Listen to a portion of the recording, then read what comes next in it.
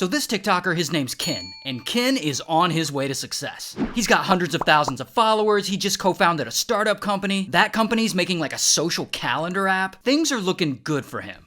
Until one night, he goes out to a bar, and as he's walking home, a random creepy car pulls up next to him and asks him if he wants a ride. Then, 6 weeks later, it happens again. Creepy car pulls up, offers him a ride. So Ken makes a TikTok talking about all this. Do not take free rides from strangers. People are going missing. And that TikTok blows up, getting him a lot of attention. From that point, his TikTok content changes, and he becomes sort of a true crime investigator. And all his videos become about investigating a string of mysterious deaths across the country. I know how they're going missing, and I know what we can do about it. And from there, things escalate quickly. He makes a lot of videos. He says there's a group of serial killers out there targeting young men who are out late in the Chicago area. Shout out to Chicago. He's like pulling up maps. He's connecting all the dots. Then he takes all this information to the police. Police don't see this as a problem. They try to throw me out of the meeting. And police are no help, but his fans rally behind him because he is gonna solve this case. And along the way, each of these videos is getting millions of views. And he's getting a lot of new fans. His account itself hits 1 million followers. I mean, he is quickly becoming like the true crime king of TikTok. And pretty soon, like a man dressed in all black comes knocking on his door late one night. And he's a private investigator and he's looking into the same string of murders. And he wants Ken to join his team. I'm gonna help them a lot with their tech stuff, with the map building. And at one point, even the FBI tried to recruit him. I approve. We want you to be a part of the next generation of elite special agents. And eventually, after all that work, Last night at 3 a.m, I cracked the case.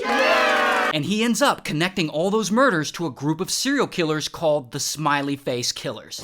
But then, one day, during the middle of all this, he posts something weird. It's an ad for the social calendar app he co-founded. For the last 8 months or so, I've been building this app. And around the same time, people look at all this and they start to go, okay, hold up. And people start to get skeptical. Specifically, this woman got skeptical, Meredith. Now, Meredith doesn't like Ken. She thinks he's full of shit. So she does a deep dive and she finds a post from Ken's social calendar app company. And it's bragging about how his true crime murder TikToks caused a surge in downloads for his app and how he plans to do more. If we needed any more proof that what Ken is doing is really just a marketing strategy for his app. Then this guy, Justin, who was an actual investigator in the military, he starts making TikToks calling Ken out. Sick and disgusting, Ken. Now both Meredith and Justin make quite a few videos trying to take Ken down. And really quickly, the tide turns against him. And people start poking holes in his stories. Like they're pointing out that some of the deaths he's talking about have already been solved and ruled an accident. They point out that the Smiley Face Killers is kind of a long-running debunked conspiracy theory. They're pointing out that the emails that the FBI sent him were just automated generic recruitment emails that they send to everyone. And all this heat starts to build up, and it builds, and it builds, and like within a few days, I guess Ken decides he can't take it anymore.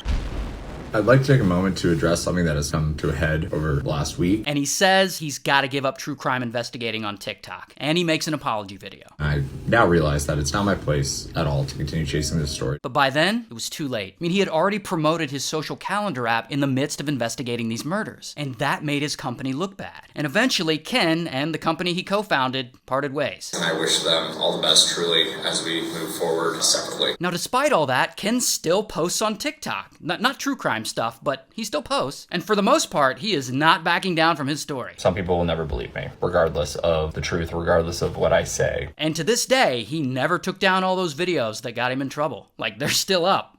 So